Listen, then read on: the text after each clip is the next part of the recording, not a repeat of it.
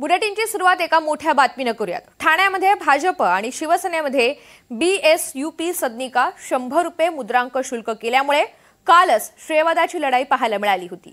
मात्र आता याचं वादात रूपांतर झालंय। भाजपचे माजी नगरसेवक नारायण पवार यांनी शिवसेना शिंदे गटाचे शाखा प्रमुख आणि विभाग प्रमुख यांच्या कानशिलात लगावली। शिवसैनिक BSUP सदनिकाबाबत उपमुख्यमंत्री एकनाथ शिंदे यांना व्हिडिओ कॉलद्वारे जल्लोष साजरा करणार होते। मात्र दोन्ही पक्षात हुज्जत घातल्यामुळे वाद वाढला। नौपाडा पोलीस ठाण्यामध्ये नारायण पवार यांच्या विरोधात आता तक्रार दाखल करण्यात आली आहे। तर एकीकडे BSUP सदनिकाच्या या मुद्द्यावरून श्रेयवादाची लढाई कालच घडलेली होती आणि त्यानंतर या वादाचं रूपांतर कुठेतरी हाणामारीत झालेलं आहे। रिजवान शेख आपल्या सोबत आहेत, त्यांच्याकडून अधिकची माहिती जाणून घेऊयात। रिजवान, आता नारायण पवार यांच्या विरोधात तक्रार तर दाखल झाली, मात्र काल नेमकं काय घडलं होतं?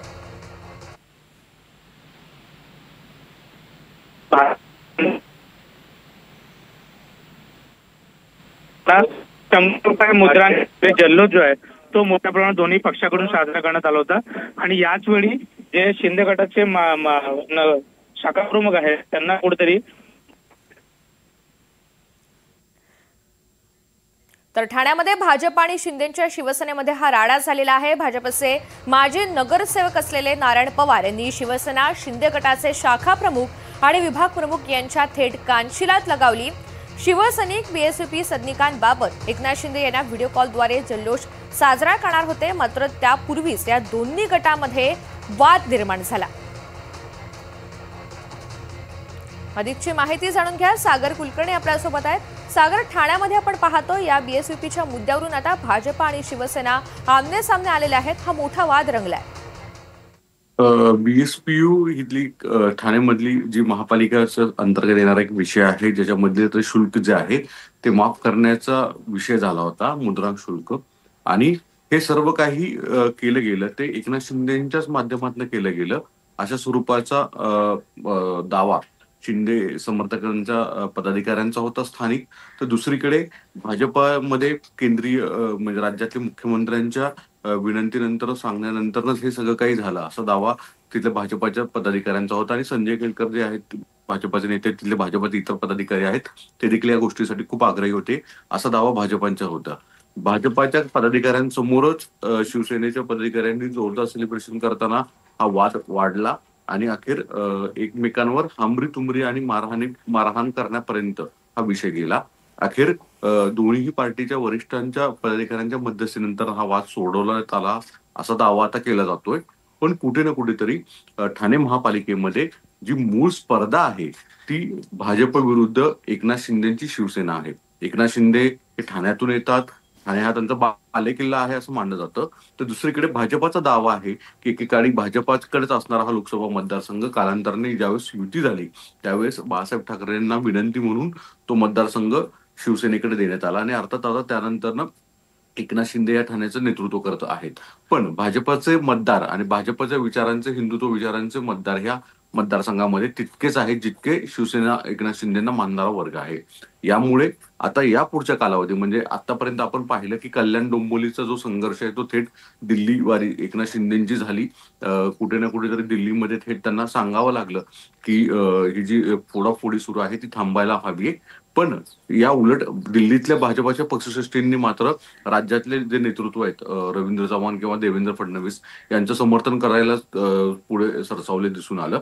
अर्थात शिंदेंना फारसं काही यश आता तरी मिळताना दिसत नाहीये। स्थानिक पातळीवर ज्या ज्या ठिकाणी शिवसेना भाजप अशी एकमेकांच्या विरुद्ध स्पर्धा टोकाची आहे अशा ठिकाणी मोठ्या प्रमाणामध्ये फोडाफोडी होणं हे अपेक्षित आहे आणि त्यातूनच ही एकमेकांची स्पर्धा जी आहे ती हातपाय मारामारीवर पर्यंत पोहोचलेली दिसून येते। यामुळे कुठे ना कुठेतरी महायुतीत जो मोठा भाऊ आणि छोटा भाऊ असणारे शिवसेना भाजपा यांच्यामधला हा संघर्ष हा विकोपाला जाताना दिसतोय। पुढच्या कालावधीमध्ये पुढच्या 2 महिन्यामध्ये म्हणजे साधारणतः डिसेंबर-जानेवारीमध्ये मुंबई महापालिका आणि इतर महापालिकांच्या निवडणुका होतील असं म्हटलं जातं। त्याआधीच इतक्या मोठ्या प्रमाणामध्ये जो स्थानिक पातळीवरचा संघर्ष आहे तो विकोपाला जातोय। अर्थात पक्षश्रेष्ठी सुद्धा या बाबतीत कसं आता परिस्थिती हाताळतात हे देखील पाहणं खूप सागर, काही महत्त्वाचं असणार आहे. क्षणांसाठी थांबवते. ठाकरे गटाच्या उपनेत्या सुषमाता यंधारे आपल्यासोबत आहेत. ताई नमस्कार. ठाण्यामध्ये खरं तर या BSUPच्या मुद्द्यावरून भाजप आणि शिवसेना यांच्यामध्ये सुरुवातीला जरी श्रेयवादाची लढाई असली तरी आता थेट याचं कुठेतरी हाणामारीमध्ये रूपांतर झालेलं आहे, कारण थेट कानशिलात लगावण्यात आली आहे. एकंदरीतच या वादाकडे आपण कसं पाहताय? हा वाद इतक्या आधीपासून धुमसत आहे. ज्या पद्धतीने शिंदेच्या आमदारांना निधी दिला जात नाही किंवा शिंदेच्या आमदारांची कोंडी केली जाते किंवा शिंदे गटाचे जेवढे मंत्री नेमलेले आहेत त्यांचे OSD नेमण्यापासूनचे सगळे अधिकार हे भाजपाकडे राखीव आहेत. हे सगळं पाहता हे मंत्री किंवा ही सगळी पदं ही फक्त नावाला आहेत. सगळा काही जी सूत्र आहे ती सूत्र भाजपाच्या हातात आहेत आणि याचा राग निश्चितपणे शिंदे आणि त्यांच्या सगळ्या समर्थकांमध्ये असणं स्वाभाविक आहे. मला असं वाटतं की खूप दिवसांपूर्वीची जी धुसफूस आहे ती धुसफूस या कारणाने या निमित्ताने उफाळून येते, परंतु ही भविष्यात अजून अधिक जास्त हिंसक स्वरूपात सुद्धा ही वळू शकते. त्याची नेमकी काय कारण असू शकतात सुषमाताई?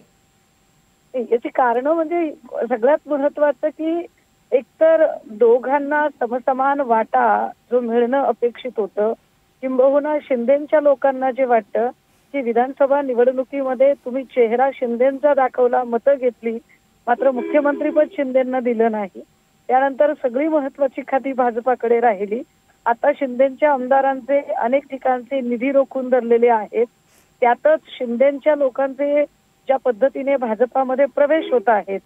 काल परवा सांगितलं होतं की आता कुणी कुणाचे गडी घ्यायचे नाही, परंतु कालच हिंगोलीमध्ये शिंदेकडे पुन्हा भाजपचे प्रवेश झालेले आहेत.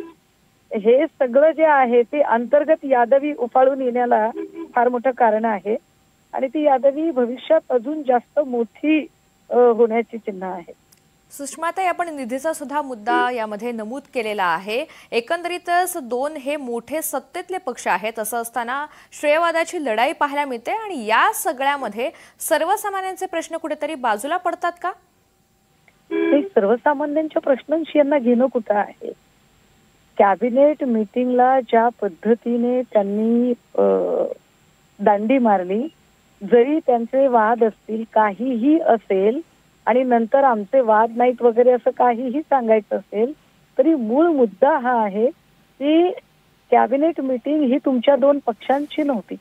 कॅबिनेट मीटिंग ही महाराष्ट्राच्या हिताचे निर्णय घेण्यासंबंधी होती, ज्या कॅबिनेटवर मिनिटाला हजारो रुपये खर्च केले जातात.